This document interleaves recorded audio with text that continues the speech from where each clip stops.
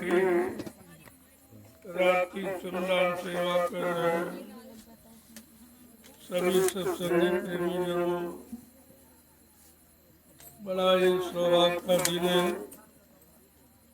जो ऐसे खराब समय में ऐसे गंदे खान पान के बीच, गंदी संग सोबत के बीच आपको एक परमार्थी श्रमदान सेवा करने का अवसर मिला। यह अवसर हिंदुस्तान में कहीं नहीं, चाहे किसी धार्मिक मिशन में चले जाओ, चाहे राजनीति, लेकिन परमार्थी श्रमदान सेवा करें। जब तक संतों के परमार्थी वचन नहीं सुनेंगे तब तक परमार्थी श्रमदान सेवा का लाभ नहीं मिलेगा। ये लोगों को जानकारी नहीं है कि परमार्थी शब्द क्या है, परमार्थ किसे कहते हैं, स्वार्थ किसे कहते हैं। सब लोग स्वार्थ में इतने डूब गए हैं कि सेवा धर्मार्थ परमार्थ उनके दिल दिमाग से चला गया। ऐसे खराब समय में आप लोगों को ये अवसर मिला है, ये बहुत ही महत्वपूर्ण है। ये तो कभी कभी किसी किसी को अपने जीवन में ऐसा सौभाग्य मिलता है कि जब वो परमार्थी श्रमदान सेवा में शामिल शरीक होकर अपने दुख तकलीफों को दूर कर सके, अनंत जन्मों के पापों के बोझों को हटा सके। ये छोटा मोटा लाभ नहीं इसका, धीरज से समझ में आ जाएगा, सब काम आपका। लेकिन जब लग जाओगे तो समझ में सब आ जाएगा। इधर आना लगना बड़ा मुश्किल है, यही शराबत कठिनाई, इस मार्ग में आने में बड़ी बाधाएं। क्यों ये मत दयाल और दुनिया काल मत में बही जा रही है। वो दयाल मत को जानती नहीं कि दयाल मत किसे कहते। दयाल मत बचाने वाला और काल मत मारने वाला, दोनों का काम अलग। न काल दयाल का काम कर सकता है, न दयाल काम का करते काल का। जो मन में काल अंशय है, जो दया करने आए, क्षमा करने आए, वो कभी काल का काम नहीं।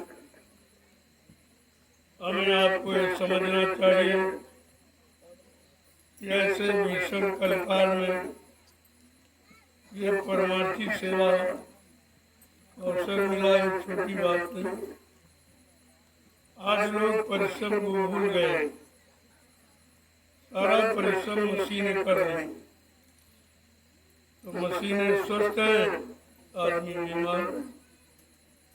जो काम करेगा वो स्वस्थ रहेगा, जो नहीं करेगा वो बीमार हो जाएगा।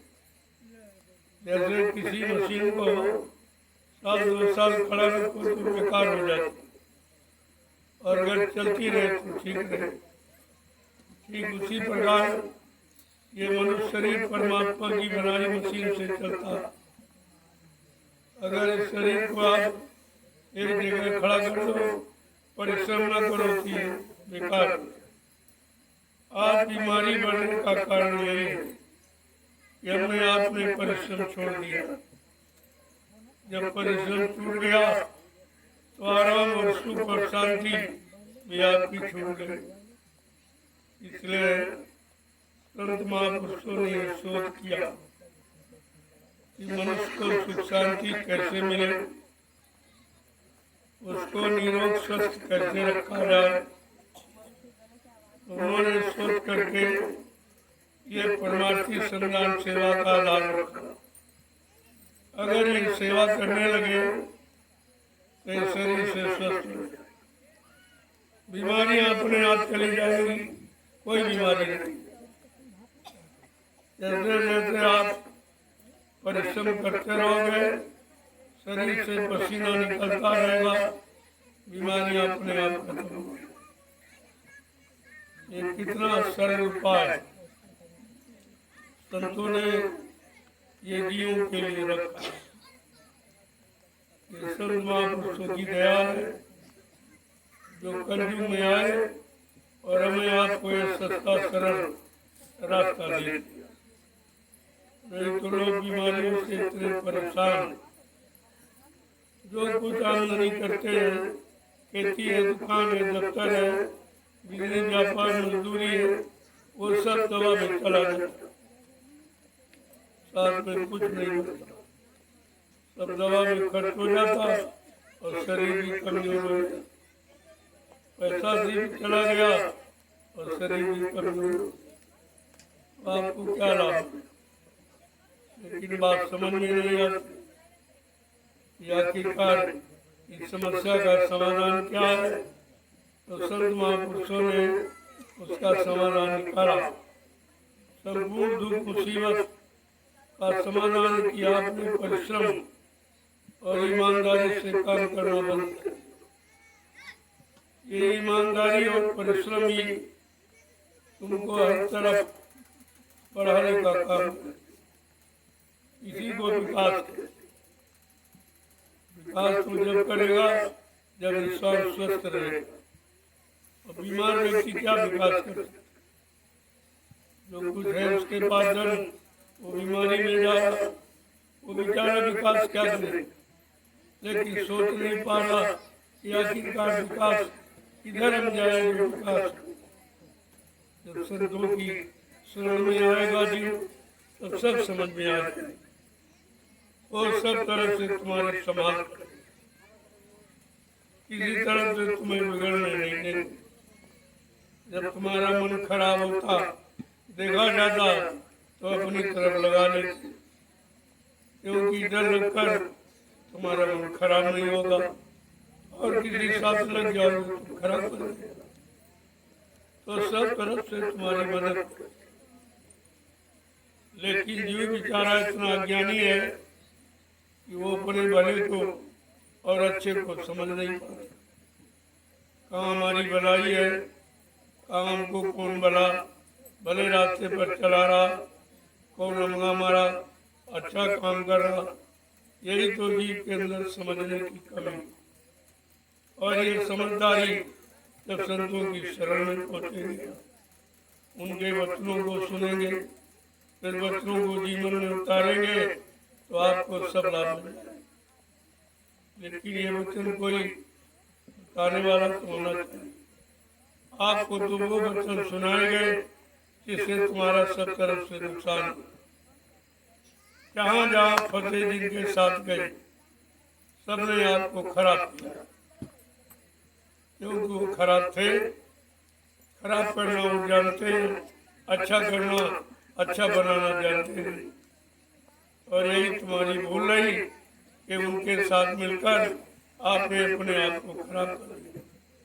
अब इतने खराब हो गए हो, उसी खराबी से आप परेशान, तरह तरह की परेशानी, तरह तरह की लड़ाई झगड़े, तरह तरह की बीमारी महामारी, तरह तरह की दुर्घटनाएं, अकाल मौत, ये सब आपके सामने आके खड़ी।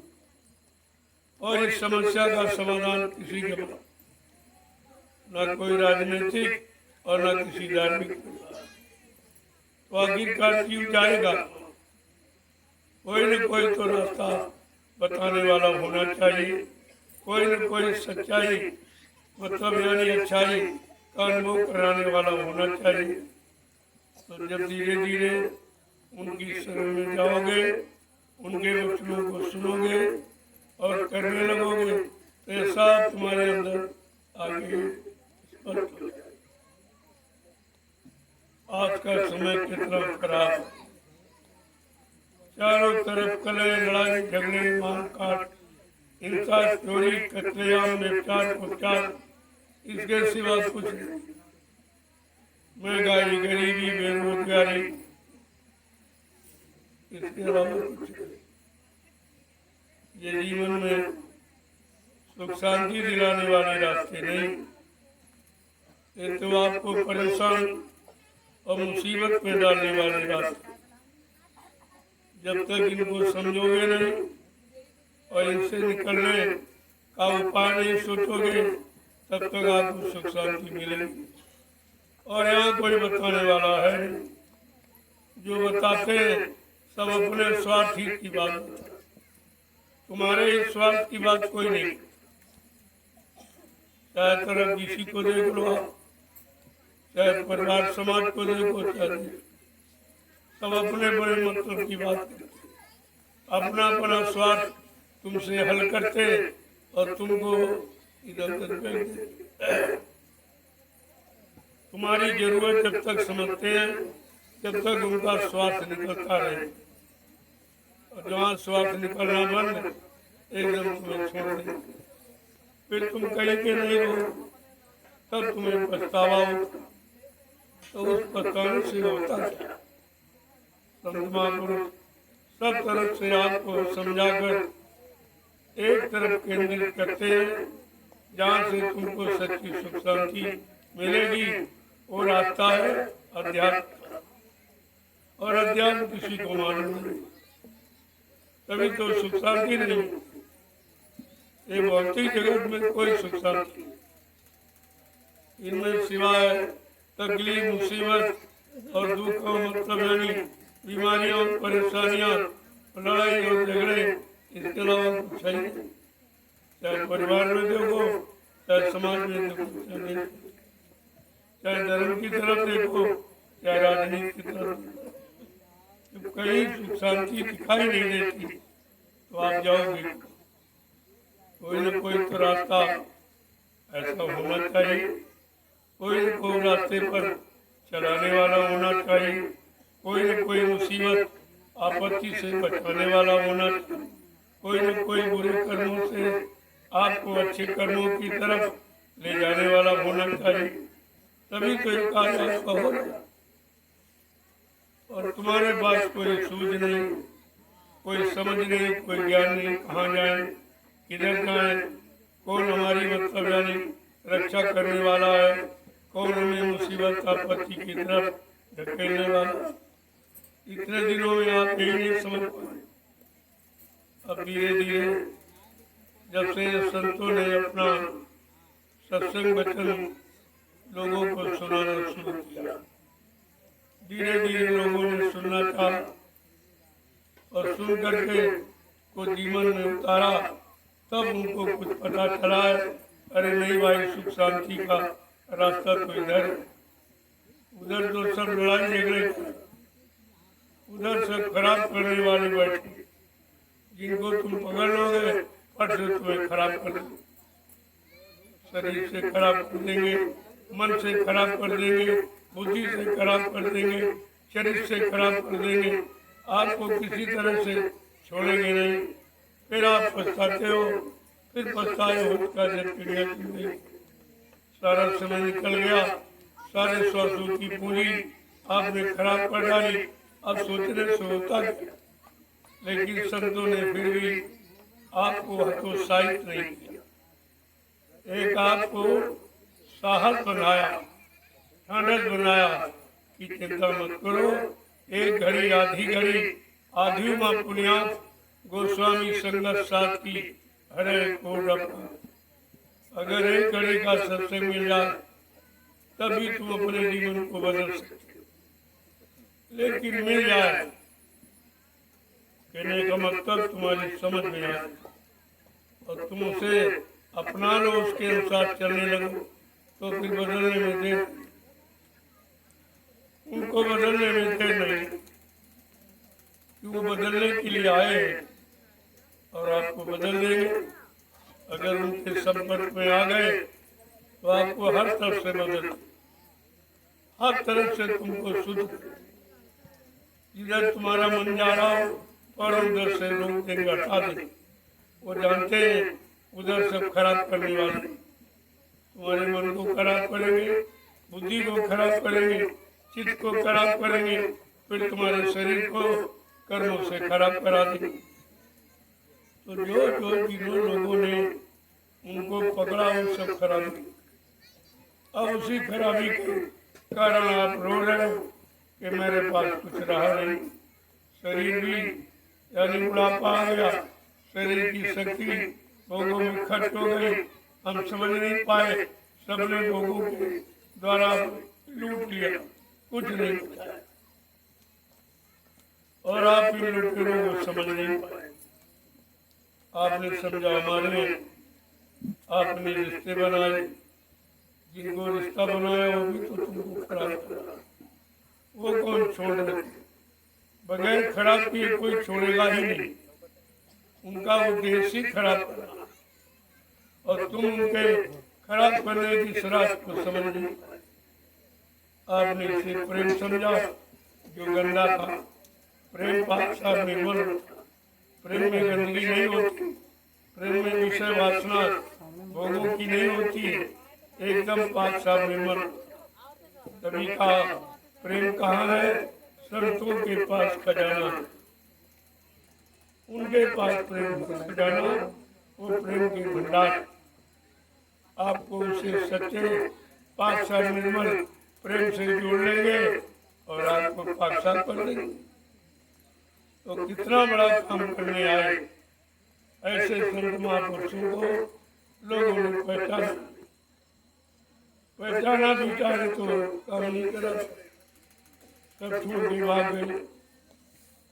कितने लोगों को प्रेम दिया, कितने लोगों को सही सच्चे रास्ते पर ला के खड़ा किया। मथुरा में 45 करोड़ और सब छोड़ के बाद किसी ने नहीं समझा कि हमें ये क्या देने आए और हमसे क्या नहीं लेते। तुमसे बदले में कुछ नहीं लेते और तुम्हें सब, अब तुम लेना सीख जाओ तो सब कुछ पा जाओ। यही एक ऐसा दरबार है जहाँ दिया नहीं जाता दिया जाता, जहाँ दिया जाता दिया नहीं जाता, यहाँ कोई बदले की भावना नहीं है, इसके बदले आपसे कुछ लिया और सब तरफ से तुम्हारी संभाल की है। जब तुम्हारे मन को बिगड़ता हुआ देखते हैं तो फट से उसको अपनी तरफ खींच के ठीक कर सुधार देते और वो घड़ी बिगड़ने वाले तुम्हारे बचा देते। लेकिन फिर भी जीव नहीं समझ पाता कि हमारे साथ कितना बड़ा उनका सहयोग है, कितना बड़ा यानी उनका परोपकार है। लेकिन जब तक सत्संगों में नहीं आओगे, बच्चों को नहीं सुनोगे, सेवा भी नहीं लगोगे, तब तक तो कोई काम हो नहीं वाला। आपकी समझ में नहीं आएगा। सेवाएं तो आपने बहुत से की, परिवार की, बाल बच्चों की सेवा, समाज की, देश की सेवा, लेकिन उसमें कोई न कोई आपका स्वार्थ। लेकिन आप जो ये परमार्थी सम्मान सेवा आप कर रहे हो, इसमें आपका कोई स्वार्थ, कोई लोभ लालच नहीं है, कोई अधूरी मजदूरी लेने की भावना नहीं, किसी तरह की कोई इच्छा नहीं। केवल कार्य भी किसी ने करते हो, कहते हम आदेश पालन, हम केवल आदेश का पालन करें, हमको इसके बदले कुछ नहीं चाहिए। अब आदेश पालन में वो क्या देंगे ये उनकी मौज है, कौन सी दया कृपा करेंगे उनकी मौज है। क्या सा हमको यानी मतलब हमारा बनाएंगे ये उनकी मौज है। जब मौत पर सब छोड़ दोगे तब तुम्हारे पर कुछ लगेगा, न पाप रहेगा न पुण्य, वो सब खत्म। और यही आपको करना है। जब तक कुछ करते रहोगे तब तक भोग करते रहोगे, भुगतान करते रहोगे, आते जाते रहोगे, जन्म मरण होता रहेगा, आवागमन नहीं छूटेगा। लेकिन जैसे आपने कहा भाई हमारा कुछ नहीं है, हमें तो सिर्फ आदेश का पालन करना, न हमें अच्छा न बुरा, इससे हमारा कोई मतलब। वो जो ये काम कर रहे हो सेवा, इसमें कोई भाव आपका नहीं, न अच्छाई का न बुराई। अब आप सब अलग हो गए, अब आप पर कुछ नहीं लगेगा, कोई दोष नहीं, कोई पाप नहीं, कोई भोग नहीं, कोई कर्म नहीं और कोई सजा नहीं। कि कितनी बड़ी सेवा जिसमें आपका कोई भाव नहीं। और यही काम घरों में करते हो, समाज में, परिवार में, तो बगैर स्वार्थ के करते नहीं। यहाँ आपका स्वार्थ कहाँ चला, खत्म। स्वार्थ नाम की चीज खत्म। केवल परमात्मा की भावना तुम्हारे अंदर आ गई। ये जमीन का अवसर है, ये 88,000 ऋषियों की तपोभूमि है। ये तपोभूमि का अवसर है कि आपके अंदर कोई स्वार्थ नहीं रहा। और इतनी बड़ी सेवा आप कर रहे हो कि जिससे आगे आने वाले भविष्य में करोड़ों लोग लाभ उठाएंगे। ये छोटी मोटी सेवा नहीं है, इसलिए सेवा का छोटा मोटा लाभ नहीं, ये लाभ इतना बड़ा। और कितनी सेवाएं आपने की, लेकिन ये लाभ किसी सेवा से आपको नहीं मिला कि ये कोई पाप कर्म आपका कट जाता। यहाँ तो कहते अनंत जन्मों के पापों को आप खत्म कर सकते हो इस परमार्थी सर्वनाम सेवा से। इतना बड़ा लाभ इसका, लेकिन दुनिया के लोग कुछ नहीं और देखते रह जाएंगे। तुम अपना काम बना लो। यही तो महात्माओं की होशियारी है कि अपने जीवों का काम किस तरीके से करते, सबके सामने होते हुए भी अपने प्रियों का काम कर देते। बाकी बेचारे देखते सोचते रहे, उनकी समझ में नहीं आ रहा ये सेवा क्या है, ये क्यों लोग कर रहे हैं।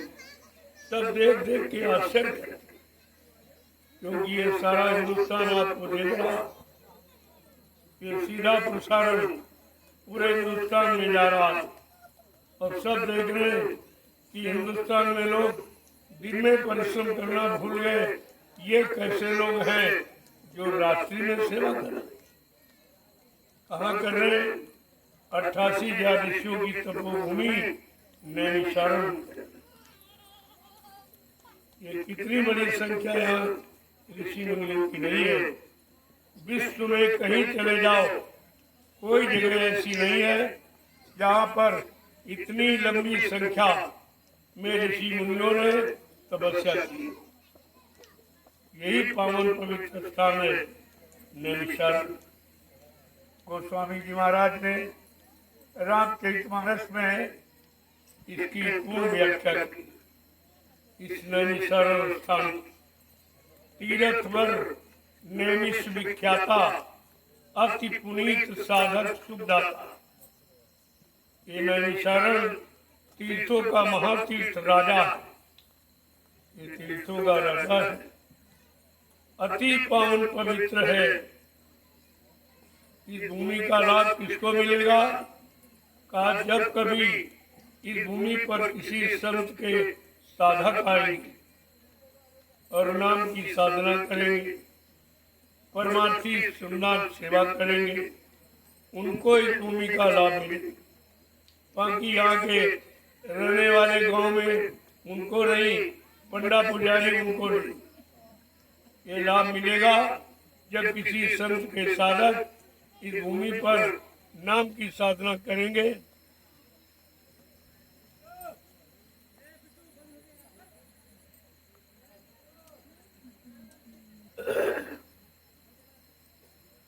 कहते हैं जब नाम की साधना करने वाले जब किसी संत के साधक इस भूमि पर आएंगे, उनको उसका लाभ मिलेगा।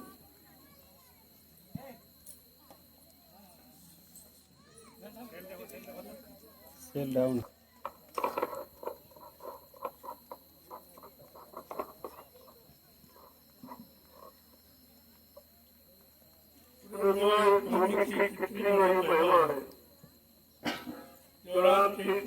बता रही ये लोग नहीं समझ पा रहे।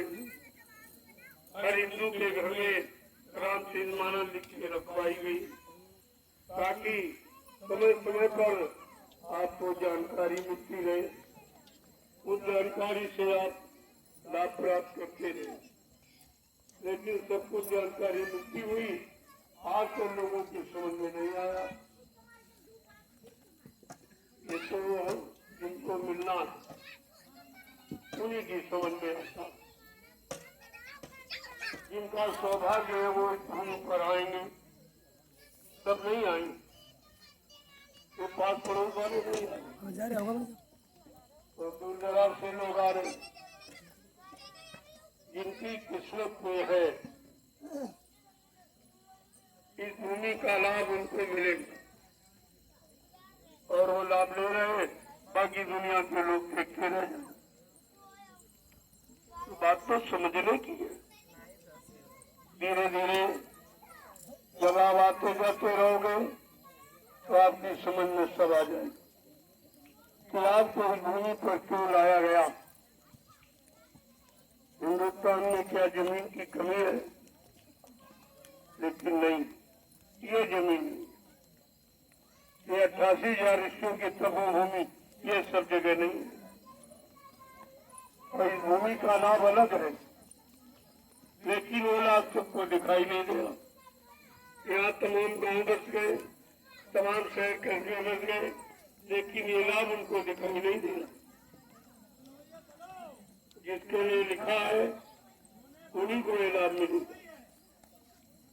तो गोस्वामी महाराज ने लिखकर ये सिद्ध किया है, जो किसी संत के साधक इस भूमि पर आएंगे, नाम की साधना करेंगे, परमार्थ की सेवा करेंगे और आध्यात्मिक सत्संग करेंगे, उनको इसका लाभ मिलेगा। ये 3 काम करेंगे भूमि पर, सत्संग, सेवा और भजन, और ये तीनों काम आपके हो, और आप लोग तीनों काम कर रहे हो। कहा भाई तुम निमिष मात्र खड़े रहो, काम तो करके दिखा दिया जाए, केवल खड़े रहो अपनी जगह पर, तभी काम हो जाए। अब आपको खड़े रहना, आप देखते रहिए काम कैसे हो रहा।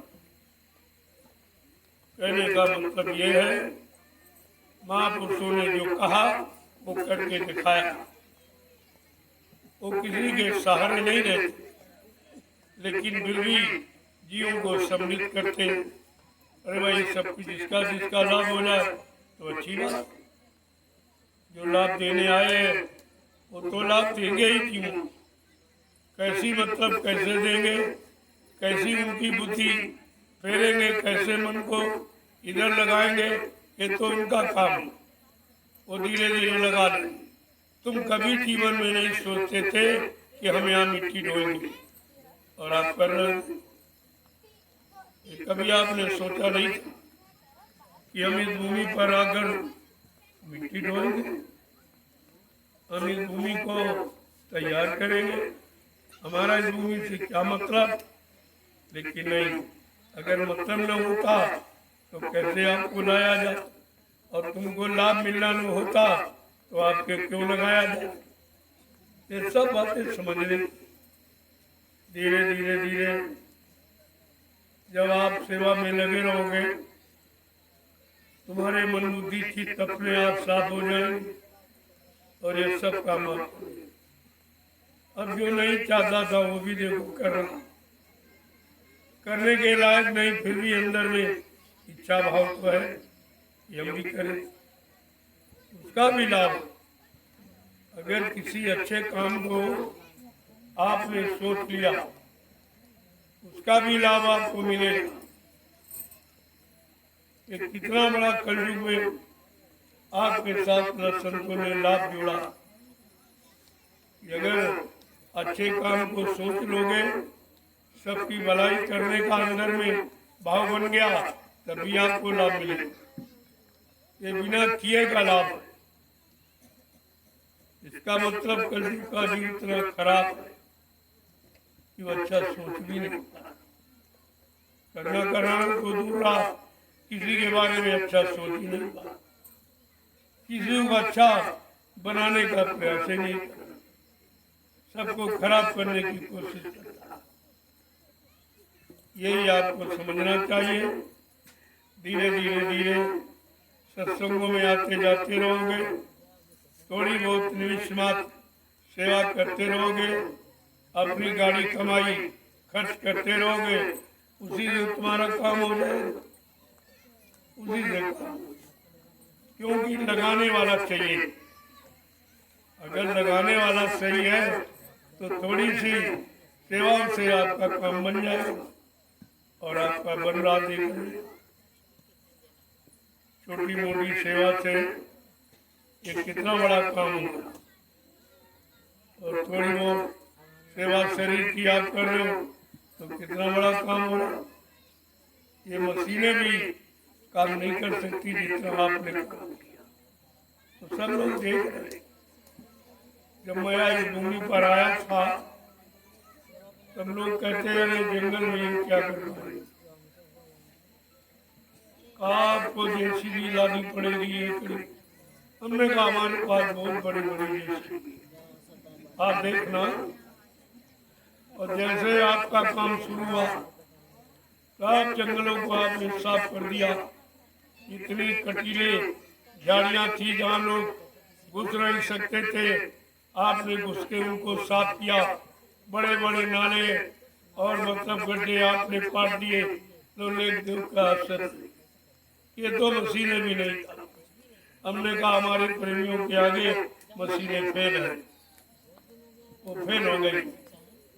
इन्होंने मशीनों को फेल कर दिया अपने शारीरिक श्रम से। कोई छोटा मोटा काम नहीं है, ये समय का और कलयुग के इतिहास का प्रथम काम। ये पहला काम जो आपके द्वारा हो रहा। ऐसे आप लगे रहोगे तो धीरे धीरे कलयुग का इतिहास पूरा कर लोगे। ये सब इतिहास तो बन रहा।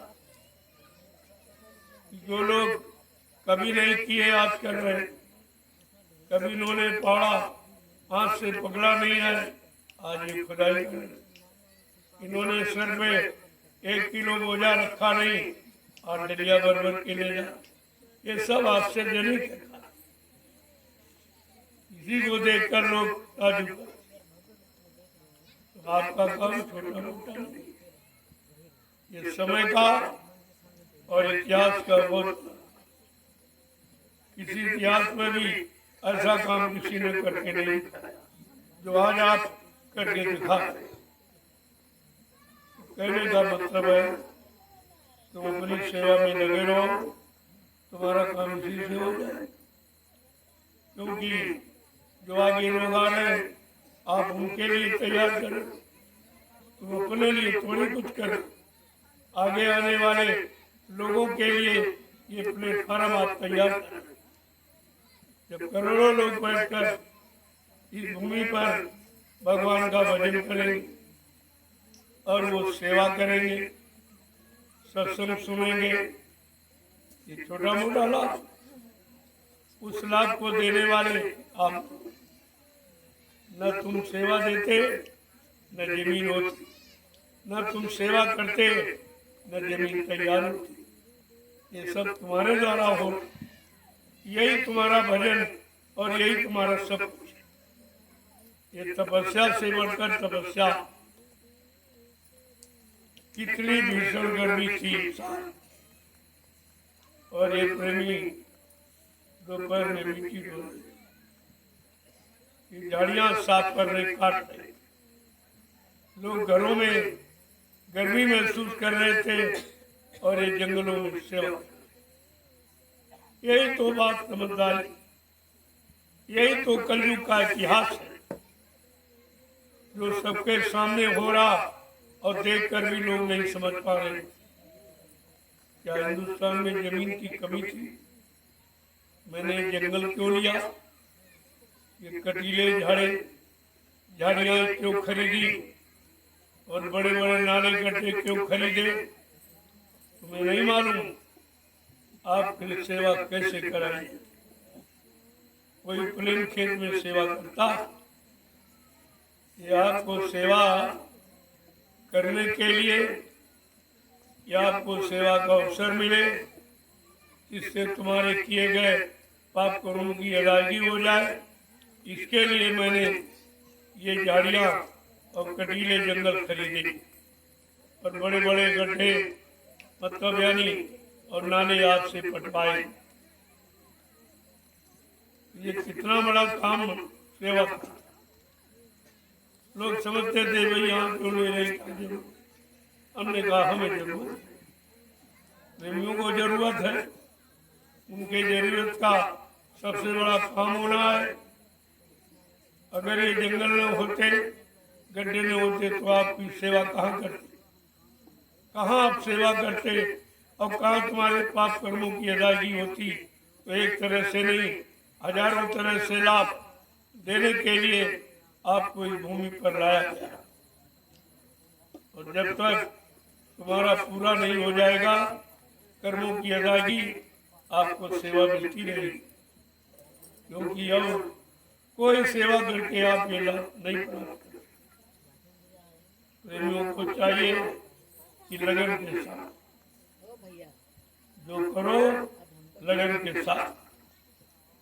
जय गुरुदेव, जय गुरुदेव, जय गुरुदेव, जय गुरुदेव। जय गुरुदेव नाम किसका, प्रभु का, जय गुरुदेव नाम किसका, प्रभु का, प्रभु का प्यारा नाम। जय गुरुदेव, जोर से बोलो, जय गुरुदेव, सब मिल बोलो, जय गुरुदेव, बोलना होगा, जय गुरुदेव, अभी से बोलो, जय गुरुदेव, दुख दर्द हरेंगे, जय गुरुदेव, सब कष्ट मिटेंगे, जय गुरुदेव, सुख शांति भी देंगे, जय गुरुदेव, सबके दाता, जय गुरुदेव, सबके मालिक। जय गुरुदेव, प्रेम से बोले, जय गुरुदेव। ये नाम नहीं इंसान का,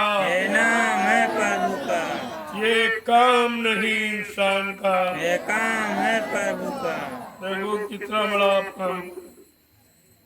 ये जयकारा क्यों लगवाया जा रहा। ये जंगल में बेचारे पेड़ पौधे ये कहीं जा नहीं सकते और इनको कोई सुनाने आएगा नहीं। और इनमें भी जीवात्मा है जो पाक साफ निर्मल, न झूठ बोलती है, न छल कपट करती, न चोरी करती है, न व्यभिचार उपचार। ये बिल्कुल पाक साफ की बात।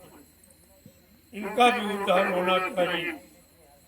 आज कलयुग में जो नाम कलयुग के जीवों के लिए जगाया गया, वो नाम सुनने का अधिकार इन पेड़ पौधों को। यहाँ जंगल में कोई नहीं आया और न कोई आएगा। आपको इसीलिए ले आया हूँ कि समय के प्रभु नाम की जयकार लगाकर इन पेड़ों में जो जीवात्मा है उनका भी कल्याण हो। तमाम वायुमंडल में ऐसे जीव हैं, तमाम इस जंगलों में जीव हैं, इन बेचारों को कोई नहीं सुनाएगा प्रभु का नाम, तो इनकी जीवात्मा का कल्याण का कभी नहीं होगा। अरे इनको भी तो अवसर मिलना चाहिए। आज आप कितना बड़ा काम कर रहे हो।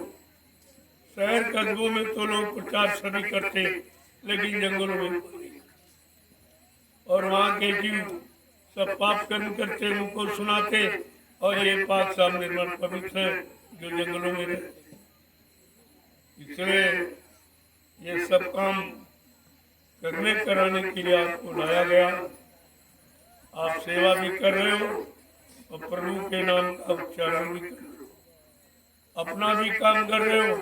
इन जंगली यानी मतलब जीवों का और इन पेड़ों में स्थित जीवात्मा का, उनका भी कल्याण कर रहे हो।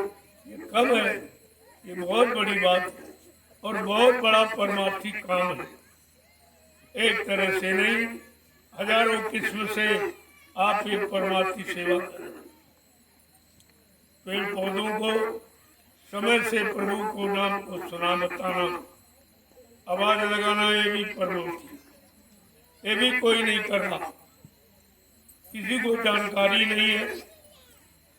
लेकिन जब सीता का हरण हुआ था, भगवान राम जब खोज के लिए निकले थे उन्होंने पेड़ पौधों से पूछा, एक खगपत, एक मृगपत सेनी, तुम देखी सीता पेड़ों से, जानवरों से, जंगली सबसे पूछते थे, अरे भाई तुमने सीता को देखा? ये पूछने का मतलब ये प्रमाण दे रहे हैं इन पेड़ों में भी जीवात्मा है, ये सत्य बोलेंगे, ये झूठ नहीं बोलेंगे, ये घूस रिश्वत नहीं लेते, ये किसी के बहकाने फरमाने में नहीं आते, इनमें कोई स्वार्थ लोभ लालच नहीं। उन्होंने सिद्ध किया। आज वो अवसर आया है इन पेड़ों को, इन जंगली जानवरों को, यहाँ रहने वाले भूमिगत तमाम अंदर में क्यों पड़े हैं जमीन के, उनको भी ये सुनने का अवसर मिला। और इतने जीव आप इनके ऊपर से चल रहे, लेकिन आप पर कोई घात नहीं करते, कोई आपका नुकसान नहीं करते।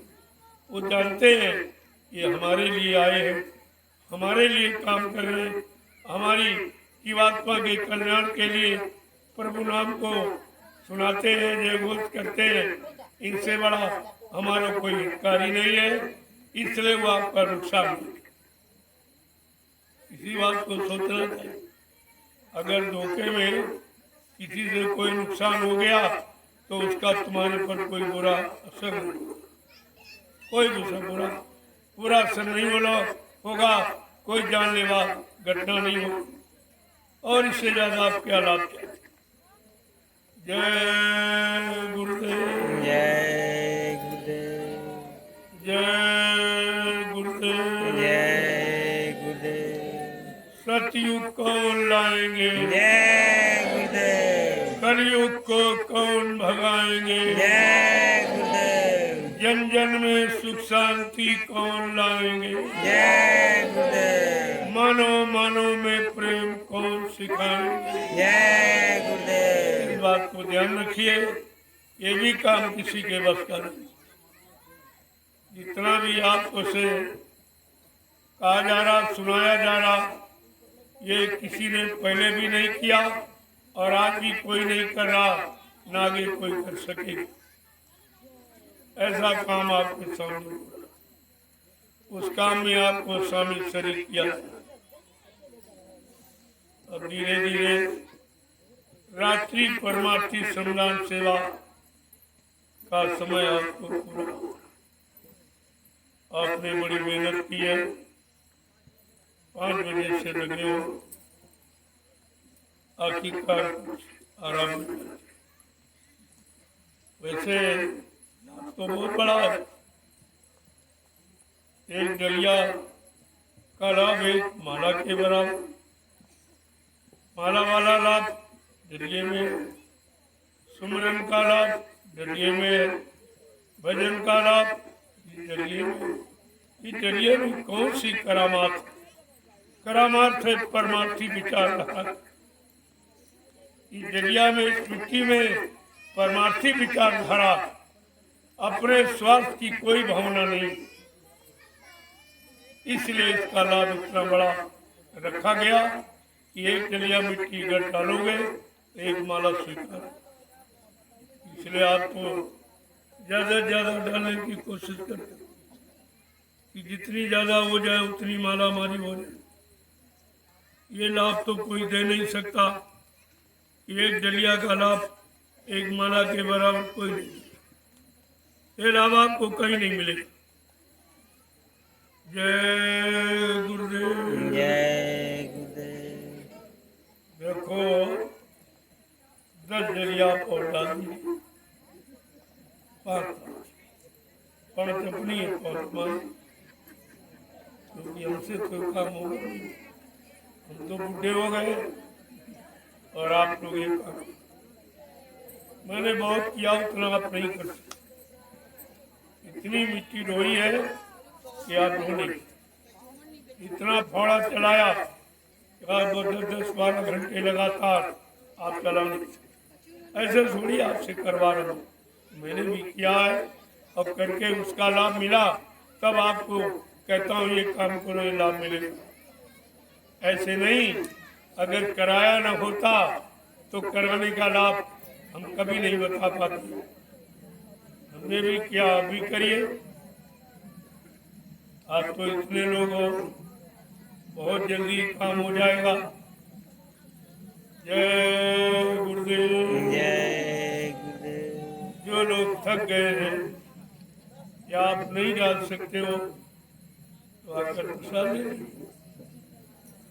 लेकिन ये जलीय का अभियान सर्वोपरि। जब थक जाता आदमी तब इसके बाद जो काम करता है वो बहुत महत्व है। और थकावट नहीं तो आराम भी करो। जब थक जाओ तब करो, तब समझ में आपके आएगा कि मेहनत के बाद जो फल मिलता है वो मीठा होता है, वो लाभकारी होता है, कारगर होता है। अब आप जल्दी से ये जलीय का अभियान पूरा करो और आकर के अपनी सेवा का प्रसाद लें। आपकी थकावट दूर हो जाए, आपका परमार्थी मतलब लाभ बन जाए। ये सब तरह का लाभ है। और प्रसाद में जो भी मिल जाए जितना, उसी में संतोष किया। प्रसाद मतलब कोई खुराक नहीं है। जो मिल जाए वो आपके लिए प्रसाद है। वो उतना ही काम करेगा। जितना ज़्यादा खाओगे उतना थोड़ा खाओ, वो तो प्रसाद का भाव होना चाहिए। जो मिल जाए उसे स्वीकार करो, उसी में तुम्हारा लाभ है, उसी में तुम्हारा भला है। आपको अपने भले की बात सोचनी, तो जल्दी से 10 जलीय का अभियान पूरा करें।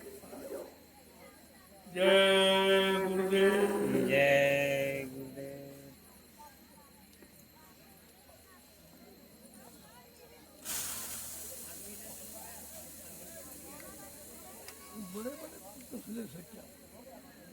जय गुरुदेव। जय गुरुदेव। साधना शिविर का आज 19वां दिन है। रोज स्वामी जी महाराज की अपार दया मोह से सुबह शाम दोनों टाइम प्रेमियों को ये मिट्टी श्रमदान सेवा मिल रही है मालिक की दया मौज से। और मौसम भी काफ़ी सुहावना रहता है स्वामी जी महाराज की दया से। प्रेमी खूब झूम झूम के सेवा करते हैं आदेश में स्वामी जी की।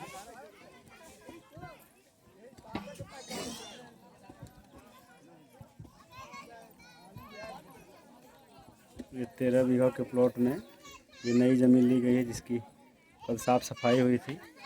मिट्टी सेवा भी हुई थी रात में, आज भी चल रही है मिट्टी सेवा।